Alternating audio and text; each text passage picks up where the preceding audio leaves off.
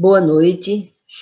Vamos dar início ao estudo do Evangelho segundo o Espiritismo, uma promoção do Centro Espírita Semente Cristã. Inicialmente, nós vamos fazer aqui uma prece musicada, vamos acompanhar essa prece, para irmos nos harmonizando, nos preparando para o estudo que faremos do Evangelho, dos itens desta noite, o capítulo 5, ainda na continuidade, hoje os itens 23 e 24, que vai tratar dos tormentos voluntários e da desgraça real.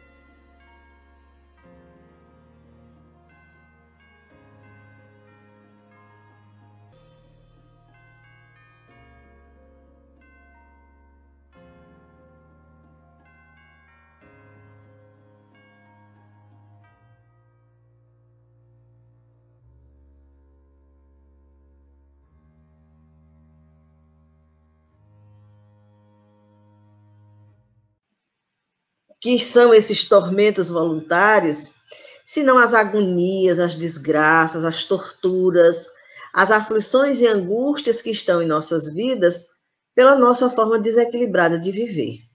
Então, como o nome bem diz, tormentos voluntários, aqueles que nós buscamos para as nossas vidas através das nossas atitudes, nem sempre pautadas na lei de amor, de justiça e de caridade.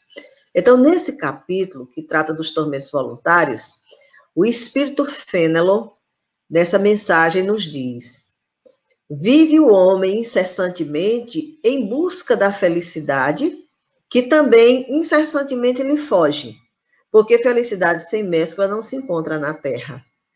Então, é como se fosse uma brincadeira de esconde-esconde. O homem busca da felicidade e a felicidade se esconder dele. Não existe essa felicidade plena, sem dor, sem sofrimento, sem que haja uma decepção na Terra no momento até então, não. Entretanto, nos diz Fénelon, malgrado as vicissitudes que formam o cortejo inevitável da vida terrena, poderia ele, pelo menos, gozar de relativa felicidade, se não a procurasse nas coisas perecíveis e sujeita às mesmas vicissitudes, isto é, nos gozos materiais, em vez de a procurar nos gozos da alma, que são o prelibar dos gozos celestes imperecíveis. Então, Fénelon nos diz, nesse item aqui, que o homem poderia, sim, já ter um pouco dessa felicidade, já vivenciar um pouco dessa felicidade, se ele não buscasse só nas coisas materiais, se ele não buscasse só em coisas perecíveis. Então, quem pensa em encontrar felicidade em riqueza, em poder, em beleza, e em tantos outros atributos materiais, com certeza, logo, logo vai perceber que essa felicidade vai fugir, vai se esconder dele. Porque ninguém vai poder deter para sempre saúde, beleza, poder, riqueza, São condições que chegam até nós rapidamente e seguem adiante.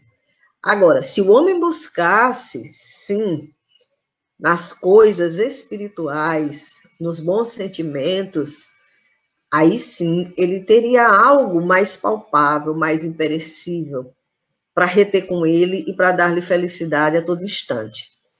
Então, Fênelon nos diz, em vez de procurar a paz do coração, única felicidade real neste mundo, ele se mostra ávido de tudo que o agitará e turbará, e coisa singular. O homem, como que de intento, cria para si tormentos que está nas suas mãos evitar. Então, o homem não procura a paz do coração, ele nem sabe o que é isso, para perceber o quanto essa paz lhe traria harmonia, equilíbrio, felicidade. Ele está em busca da agitação, ele está em busca das coisas que vão lhe trazer destaque diante da sociedade. Tudo pelo exterior é o que ele busca, na verdade. E com isso, ele vai criando tormentos para ele mesmo, tormentos que ele poderia evitar. Haverá maiores do que os que derivam da inveja e do ciúme? Para o invejoso e o ciumento não há repouso. Estão perpetuamente febricitante. O que não tem e os outros possuem lhe causa insônias. Eu acredito que todos nós já conhecemos muito bem o que seja inveja e ciúme, porque nós não estamos ainda libertos dessas condições de sentir inveja e de sentir ciúme. Uns num grau maior, outros num grau menor. Mas é como Fênelon nos diz, o invejoso e o ciumento, ele não tem repouso. Ele está completamente agitado a todo instante, ele está sempre observando a vida do outro, o que é que o outro tem, o que é que o outro conseguiu, o que ele não tem. E isso causa um estado de inquietação, de instabilidade, de sofrimento, que chega a tirar a paz das criaturas. Cada um de nós que já vivenciou esses estados de ciúmes, e todos nós já vivenciamos, ou ainda estamos vivenciando, sabe o quanto é angustiante esse momento. Nós não temos paz, não temos inquietação, não temos a quietude da nossa mente, porque estamos inquietos acerca da vida do outro, daquilo que ele está conseguindo, daquilo que ele está realizando. Então, o Evangelho nos diz que dão-lhes vestigem os êxitos de seus rivais. Toda a competição para eles se reúne em esconder dos que eles estão próximos toda a alegria, em excitar-nos que se lhes assemelham pela insensatez, a raiva do ciúme que os devora. Então, quando nós estamos vivenciando esses estados de ciúme, de inveja, nós estamos nesse estado de vertigem, principalmente diante dos êxitos dos nossos rivais, daqueles a quem invejamos. Então, a competição é grande mentalmente, no olhar, nos pensamentos, nós estamos a todo momento querendo saber o que aquela pessoa está conseguindo e tentando esconder esses feitos das outras pessoas para que ele não seja visto, para que ele não seja condecorado, vamos dizer assim, ou reconhecido naquilo que está realizando. E pior, nos diz o Evangelho, muitas vezes nós excitamos aquelas pessoas que também são insensatas como nós, para que tenham raiva e ciúme daquela criatura. Então, nós colocamos as outras pessoas contra aquela criatura, que nós também estamos contra nesse momento, porque não suportamos o que ele está realizando, o que ele está conquistando. Isso é um momento que, quando nós analisamos nas nossas vidas, nós percebemos o quanto ele está presente em muitas situações, em muitas coisas que a gente até não entendia o significado daquilo. Por que aquilo nos incomodava tanto? Então, mediante esses estudos, esses ensinamentos, nós começamos a detectar em nós mesmos, e aqui eu falo por mim, Dora Rodrigues, alguns sentimentos doentios que guardamos em nós por vezes. Então, o Evangelho nos diz, Fênelon nos diz, pobres insensatos, com efeito, que não imaginam sequer que amanhã talvez terão de largar todas essas frioleiras cuja cobiça lhes envenena a vida. Tudo que hoje é motivo de desejo, de vontade de se conquistar, uma hora a gente vai deixar para lá. Não tem como levar nada. Não tem como a gente segurar nada. Uma hora nós vamos ter que deixar tudo. Então, por que essa busca frenética? Por que esse desespero, né? E aí o Evangelho nos diz que não é a eles de certo que se aplicam essas palavras, bem-aventurados os aflitos, pois que serão consolados, visto que as suas preocupações não são aquelas que têm no céu as compensações merecidas. Então, quem está aflito pelo sucesso do outro, pelo progresso do outro, pela melhoria do outro, esse não é bem-aventurado no reino dos céus. Esse ensinamento não se aplica para ele. Não serão consolados, porque são sentimentos doentios. A aflição aí nasce do desequilíbrio do ser, do desequilíbrio dos seus sentimentos. Que de tormentos, ao contrário, se poupa aquele que sabe contentar-se com o que tem, que nota sem inveja o que não possui e que não procura parecer mais do que é. Então, a criatura que observa a vida alheia, percebe que alguém tem uma habilidade maior para conquistar, para reter, para desenvolver, e ela olha aquilo, muitas vezes até com admiração, ela se poupa de estar adoecida. Ela se contenta com aquilo que ela tem. Reconhece que não está na condição de fazer igual, ou não é o momento, e com isso ela está bem, ela está em paz, e não procura ser mais do que é. Não vai nessa busca desenfreada, nessa luta, nessa revanche de querer por querer provar que é melhor do que aquele outro que está fazendo. E com isso, muitas vezes, deixa o que é mais importante para si, para ser realizado. Então, ele encerra essa mensagem dizendo: esse é sempre rico, porquanto se olha para baixo de si e não para cima, vê sempre criaturas que têm menos do que ele. E calmo, porque não cria para si necessidades quiméricas. E não será uma felicidade a calma em meio das tempestades da vida? Então, quando nós estudamos essa mensagem, quando se comenta, alguém pode pensar assim, quer dizer que a gente não pode olhar para o alto, a gente tem que olhar sempre para o que é inferior? Não, não é isso que a doutrina espírita quer nos dizer, os espíritos querem nos dizer. Nós devemos sempre sim buscar o alto, o melhor, mas diante de determinadas situações da vida, quando nós percebemos que não estamos em condição de conquistar aquilo que está acima de nós devemos perceber que abaixo de nós existem criaturas com dificuldades maiores que a nossa. E que, graças a Deus, nós estamos num patamar aonde já conseguimos nos elevar um pouco, mediante algumas situações. Então, com isso, com certeza, a calma vai trazer essa harmonia de vida para nós, os seres humanos, e esse tormento voluntário vai deixar de fazer parte da nossa vida. Mas aqui nós vamos parar um pouquinho para conversar sobre esses tormentos voluntários que essa mensagem citou para nós, que se refere à inveja e ao ciúme. A inveja, nos diz o Espírito Hamed na obra As Douras da Alma, manifesta-se em tudo, não somente aos bens materiais, mas aos dons de cada um. Não tenhamos dúvida, a inveja e o olho gordo rondam-nos todos os dias. E é uma verdade. O invejoso não é só dos bens materiais, às vezes da beleza, às vezes da inteligência, às vezes de uma conquista que a pessoa realizou. Então, abarca tudo. E esse olho gordo é aquele olho que olha para as coisas com vontade de tomar da pessoa aquilo que ela conseguiu. Então, dentro do Evangelho, no Antigo Testamento, nós vamos encontrar em Gênesis, capítulo 4, versículo 8, a história de Abel, que foi morto por seu irmão Caim.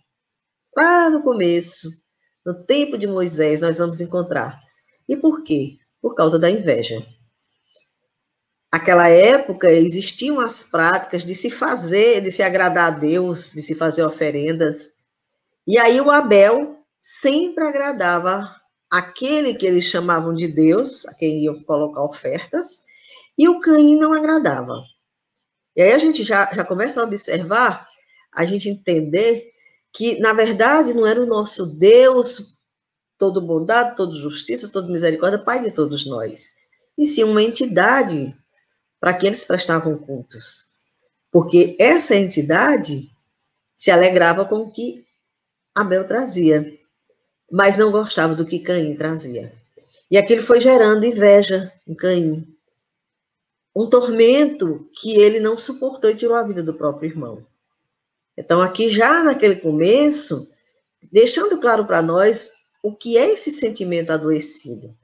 Em Mateus, capítulo 5, versículo 29, nós encontramos: se o teu olho direito te faz tropeçar, arranca-o e lança-o de ti, pois te é melhor que se perca um dos teus membros do que seja todo o teu corpo lançado no inferno.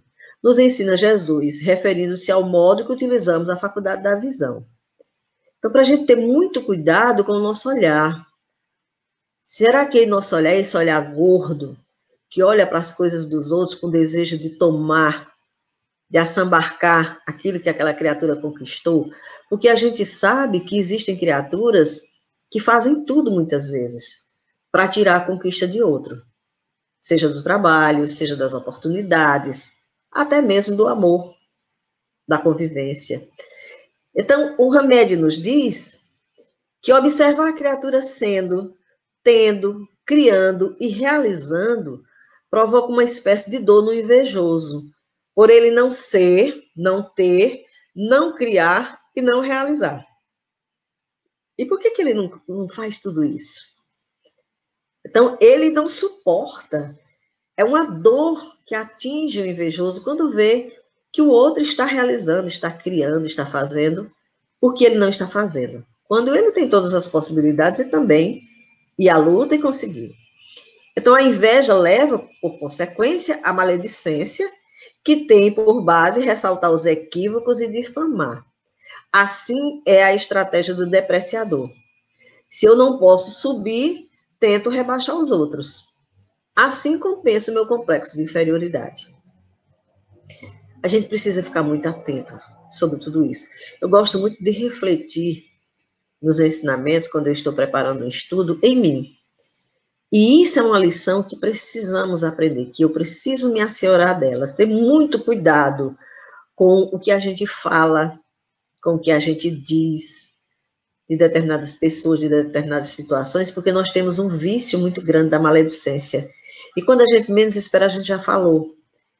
Então, essa condição de ter cuidado, de zelar pela nossa fala, para que antes que ela se expresse, a gente possa primeiro trabalhar, é uma condição que a gente ainda precisa se apropriar dela. Estamos aqui falando de algo que estamos vivendo.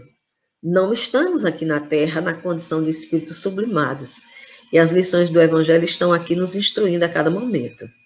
Então, a inveja é o extremo oposto da admiração. Em vez de nos esforçarmos para crescer e progredir, denegrimos os outros para compensar nossa indolência e ociosidade. Veja, é o oposto da admiração. Em vez de a gente olhar com um olhar de admiração para as conquistas daquela pessoa e dizer, será que eu sou capaz? Eu vou tentar também. O que a gente faz? A gente vai denegrir a imagem do outro e continuamos na nossa ociosidade, não fazemos nada, em vez de nos esforçarmos para também ser capaz de fazer. Então, não há nada a nos censurar por apreciarmos os efeitos das pessoas e por eles aspirarmos. O único problema é que não podemos nos comparar e querer tomar como modelo o padrão vivencial do outro. Nós não podemos nos comparar com as outras pessoas. Nós somos uma individualidade. Nós temos uma vivência, uma trajetória de vida. Somos herdeiros de nós mesmos como espíritos. Temos as nossas conquistas. Então, se alguém está mais avançado, é porque esse alguém já viveu mais, já aprendeu mais. Se nós estamos um passo atrás, é porque precisamos ainda avançar um pouco. Agora, precisamos ter muito cuidado com essa nossa indolência, porque muitas vezes nós temos condição, sim. Temos conhecimento, temos capacidade, mas preferimos ficar ociosos, sem nada a realizar, porque o vício maior presente em nós é o da inveja, e isso não nos permite ir adiante. A inveja é algo que nós devemos trabalhar para que ela deixe de ser essa negatividade e passe a ser essa positividade em forma de admiração, de conquista. E o ciúme? Joana de Ângeles, na obra Conflitos Existenciais, nos diz que na raiz de muitos crimes na área da afetividade doentia, o ciúme destaca-se como fator primacial por ser possessivo e assalvajado. E é uma verdade. A maioria dos crimes que nós vemos aí nas mídias, quando a gente vai buscar o que motivou o móvel da ação, geralmente está ali o ciúme. Seja o ciúme, como nós falamos, no relacionamento amoroso, seja no campo do trabalho, no campo das ideias, seja lá de que natureza for. Alguém que não consegue conviver com o sucesso do outro, com a realização do outro, com a alegria do outro, com a felicidade do outro, muitas vezes investe de forma violenta, agressiva, porque o ciúme, ele tem essa característica, ele é possessivo e é aselvajado. A criatura se assemelha a um selvagem, quando tem suas atitudes e suas reações ciumentas. Então, sentindo-se recusado, nos diz Joana, muitas vezes porque é cansativo o apego do paciente e o outro parceiro exaure-se na sua convivência, isso é tido como rejeição, porque pensa certamente a outra interferindo no relacionamento em um triângulo imaginoso. Então, ele, de tal forma, se torna cansativo de estar ali naquela posse, naquela situação em que não deixa o outro sequer respirar, que muitas vezes o companheiro não suporta a convivência e quer romper. E aí o que ele faz? Ele não reflete sobre o posicionamento dele diante da vida. Ele imagina simplesmente que alguém invadiu o relacionamento e que agora os olhares da criatura é para uma outra criatura. Ele cria um triângulo. E aí, desencadeada essa ideia suspeitosa e infeliz, continua Joana, a maquinação doentia aumenta, considerando-se vítima. Põe-se em observação alucinada, deformando todos os acontecimentos que passa a ver através de uma ótica distorcida. Então, ele começa a imaginar coisas, ele começa a sentir coisas, a perceber até o que não existe, e começa a maquinar situações aonde ele possa realmente se deparar com aqueles quadros que ele imagina, a criar as cenas. E aí, quando a mente descontrola o comando do discernimento, o paciente consegue introduzir pessoas de quem suspeita no convívio do lar, a fim de facilitar o relacionamento com o outro e poder melhor confirmar as angustiantes expectativas, culminando em loucura ou crime. O desequilíbrio é tão grande que, se ele suspeita de alguém, ele faz tudo para trazer aquela pessoa para o convívio, para permitir que os fatos realmente se desenrolem, aconteçam, e ele tenha como comprovar aquela situação, para daí, então, provocar sua loucura, o crime, seja lá o que ele esteja tramando nessas questões que envolvem o ciúme. Então, a Joana nos diz que não apenas na área da afetividade entre parceiros, o ciúme é tormento da alma, como também em qualquer contato interpessoal, social ou profissional. A gente sabe que tem filho que tem ciúme da mãe ou do pai, tem irmão que tem ciúme do outro, tem colega que tem ciúme de uma amiga, da patroa, do patrão, porque antes estava ali numa relação, o outro chegou, invadiu agora, o outro que está sendo destaque e tudo mais. Então, essas situações, elas respondem por muitas coisas absurdas, crimes, inclusive. Relatos de jovens que foram mortos porque eram belos, porque se destacavam na turma, e aquilo gerou um ciúme, uma revolta em um ou dois, ou sei lá quantos, e ali decidiram eliminar aquela criatura, tirar-lhe o destaque. Então, ciúme, inveja. Então, quem se permite alimentar a vibra do ciúme no coração, mediante suspeitas infundadas, torna-se elemento prejudicial à sociedade em razão do comportamento que se decompõe, levando à maledicência, a comentários desairosos, à apresentação de ocorrências não reais, a apontamentos deprimentes e a censuras injustificáveis. Então, tudo isso pode nos conduzir.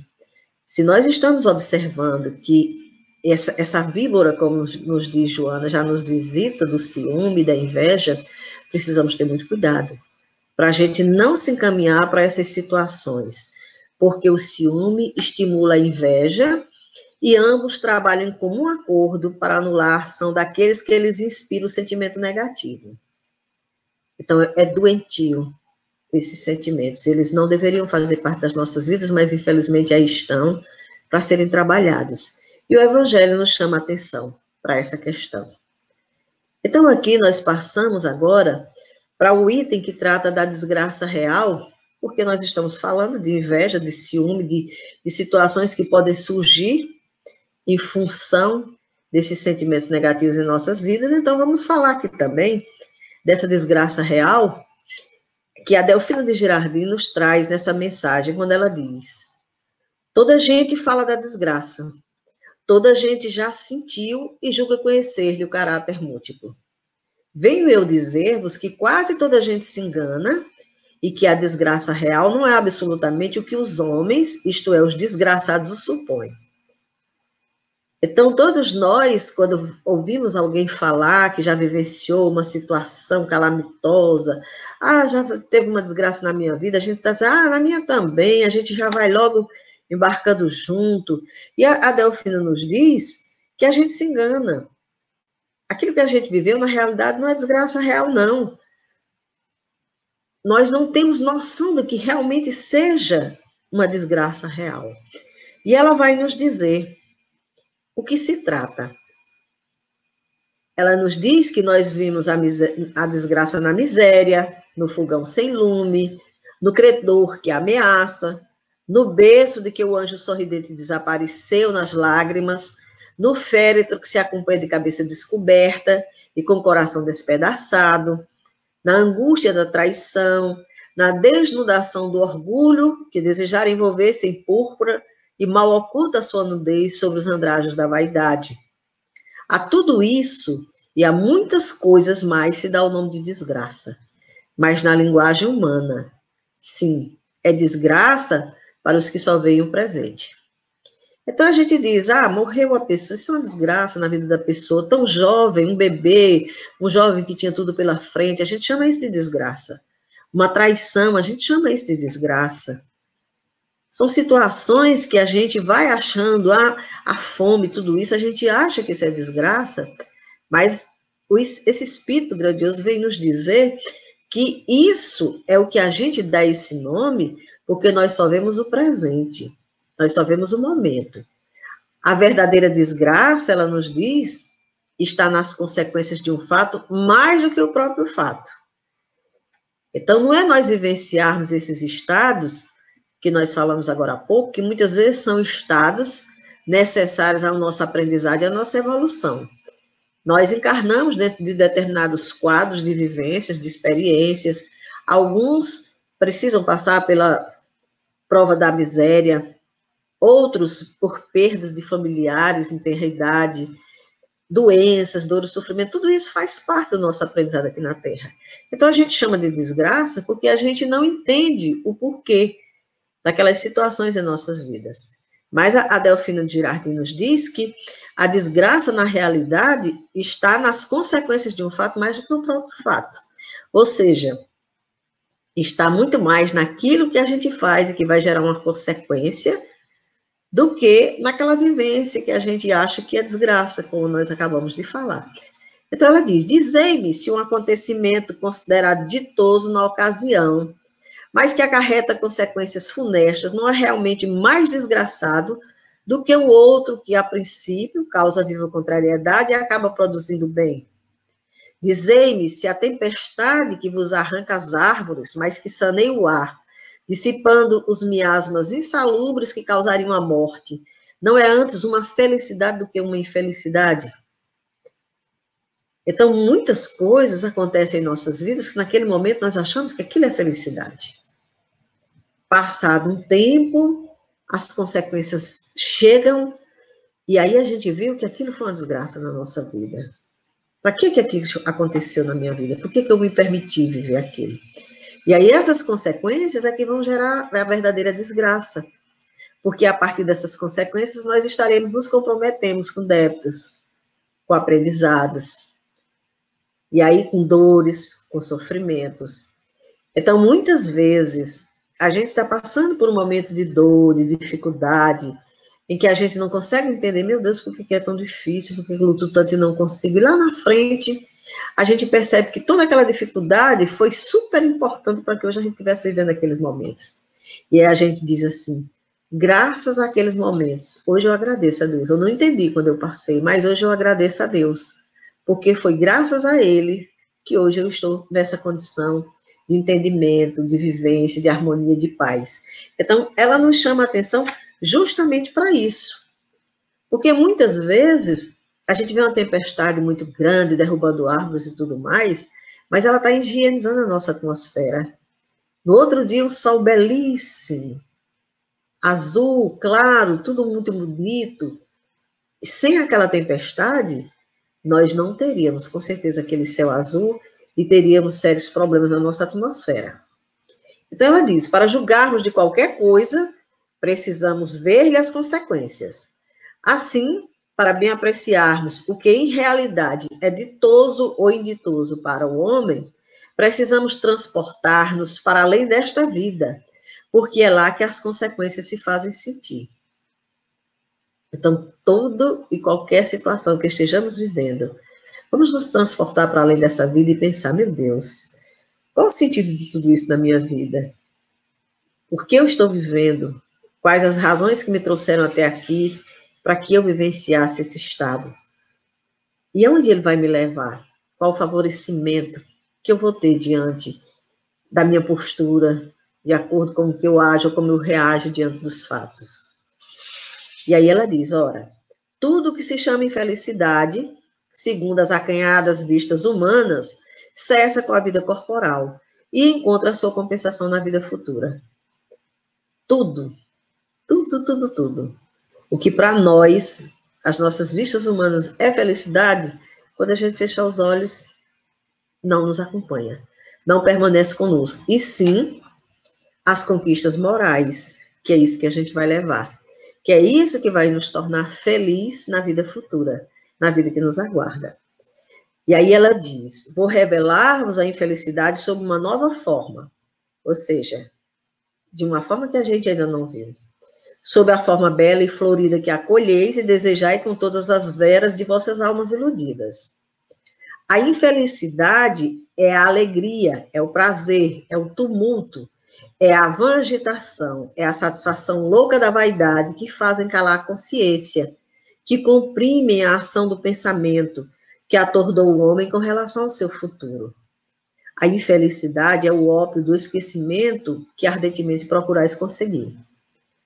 Não vamos entender aqui que ela está querendo dizer que a infelicidade é a gente ser alegre, a gente ter prazer, a gente ter satisfação, nada disso.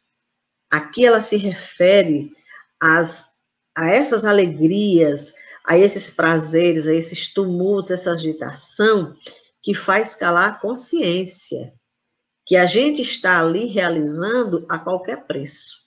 Muitas vezes em detrimento da felicidade, da harmonia, da tranquilidade do outro, calando a nossa consciência, porque a consciência vai nos dizer, não está certo.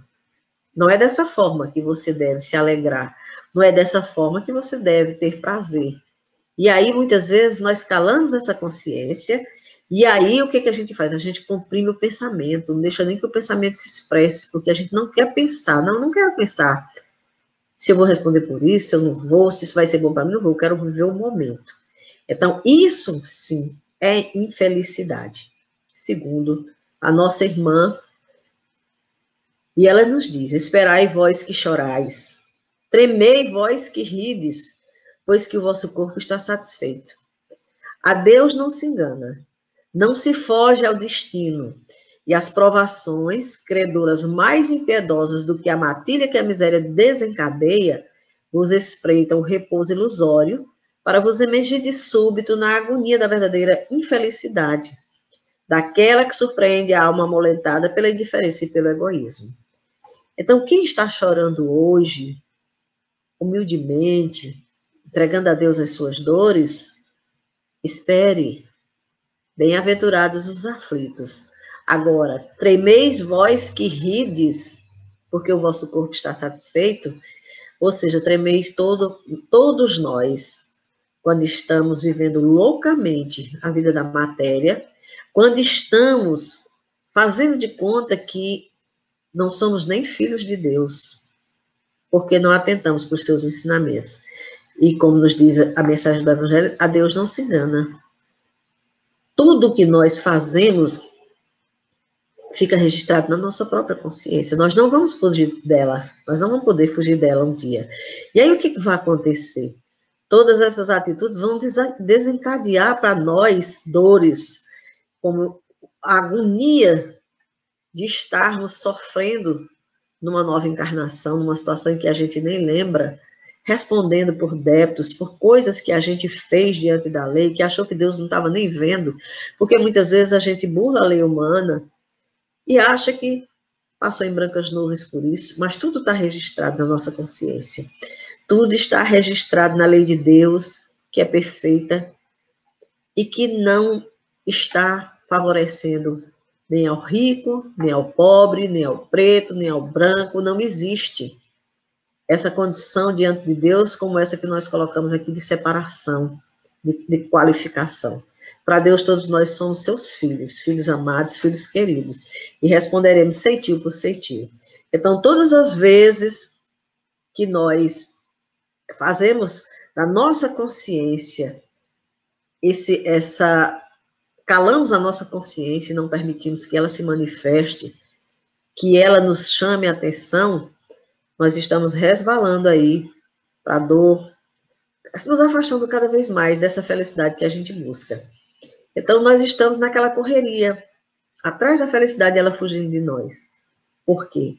Porque nós estamos empurrando a felicidade para muito longe de nós, todas as vezes que nós estamos diante da lei de Deus, cometendo absurdos, cometendo crimes, cometendo lesões, seja de qualquer natureza, aos nossos irmãos ou mesmo a nós próprios, né? Então, que, pois, o Espiritismo vos esclareça e recoloque para vós, sob verdadeiras prismas, a verdade e o erro, tão singularmente deformados pela vossa cegueira. Agireis, então, como bravos soldados, que, longe de fugirem ao perigo, preferem as lutas de combates arriscados à paz, que lhes não pode dar glória nem promoção.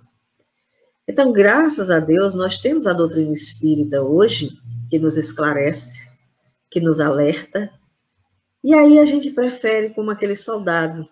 Não, nós não queremos calmaria, nós preferimos a luta, os embates, de buscar domar em nós mesmos as nossas vicissitudes, as nossas falhas morais, para ver se a gente consegue sair dessa luta mais crescido e ter essa promoção, ter essa glória que só Deus pode nos dar.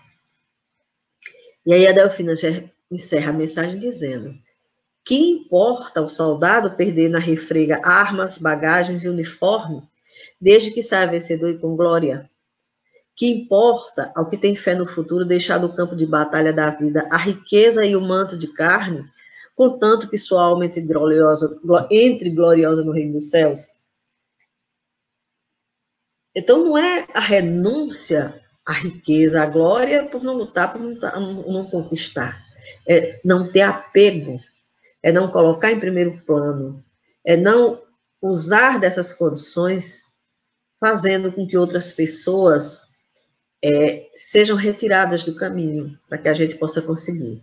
E aí sim, com certeza, nós teremos essa glória no reino dos céus, que é a paz, a tranquilidade de consciência, de chegarmos lá e encararmos a nós mesmos de frente e agradecidos a Deus por nos permitir uma experiência muito valiosa na Terra, onde estivemos frente a frente com as nossas dificuldades, mas superamos. Então, a equipe de Eurípides Barçanufo, numa obra bem interessante intitulada Tempo de Esperança, nos fala a respeito também, complementando essa mensagem do Evangelho, quando nos diz que a ilusão é o caminho sombrio que muitos têm buscado para alimentar seus interesses pessoais, estimulados pelas mais diferentes formas de prazer. Para ter prazer, a gente vive essa vida ilusória, a qualquer preço, de qualquer forma. A ilusão fomenta as facilidades, o prazer, a busca do supérfluo e a inconstância dos atos mentais. Não há ilusão que perdure. E nós estamos vivendo um momento agora em que nós estamos sendo convidados a deixar a ilusão esperando, aguardando lá atrás e seguirmos adiante. Porque nós estamos no momento em que nós estamos encarando a nossa realidade frente a frente. De que vale tudo aquilo que a gente conquistou? De que vale tudo aquilo que a gente reteve até agora se a gente não pode nem fazer uso? Se a qualquer momento isso pode ser retirado de nós. E isso não interessa se eu sou rico, se eu sou pobre, se eu sou branco, se eu sou preto, qual é a minha... Não interessa. Então, os nossos valores estão começando a ser bem aferidos aqui. Nessa situação que nós estamos vivenciando nos dias de hoje. Então, a equipe do Eurípides Barçanufo, nessa mensagem, nos diz: o caminho da ilusão pode causar grandes alegrias e prazeres, até que os espinhos surjam como pequenas alfinetadas para que cada um possa acordar. Todos nós que estamos nessa busca desenfreada por prazer, por ilusões, uma hora a gente se espeta nos próprios espinhos e desperta. A ilusão é protagonista da mentira, do ciúme, da inveja, e muitas vezes delonga no tempo para fazer sua fermentação na casa mental. Sua levedura é lenta, no entanto, é difícil para ser removida. Ela vai se instalando sutilmente, a gente nem percebe.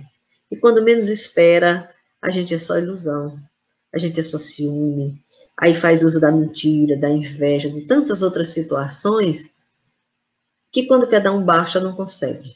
Porque a levedura é lenta, para nos levar até esses estados, nós nem percebemos, agora para remover não é fácil. Aí vai requerer de nós muito e muito exame de consciência, reflexão, entendimento das leis divinas. Então, quando percebemos verdadeiramente que a ilusão nos arrastou a tantas desilusões, levando-nos por tanto tempo em busca de quimeras, de sonhos que o tempo roubou, a gente parece assim: meu Deus, joguei fora a minha vida.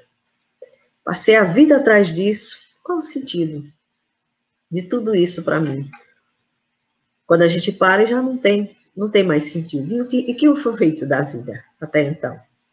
Então, o caminho largo é para muitos atraente, chamativo. Sua beleza é um fascínio e promove destaques que dão brilho e sucesso para aqueles que por ele passam.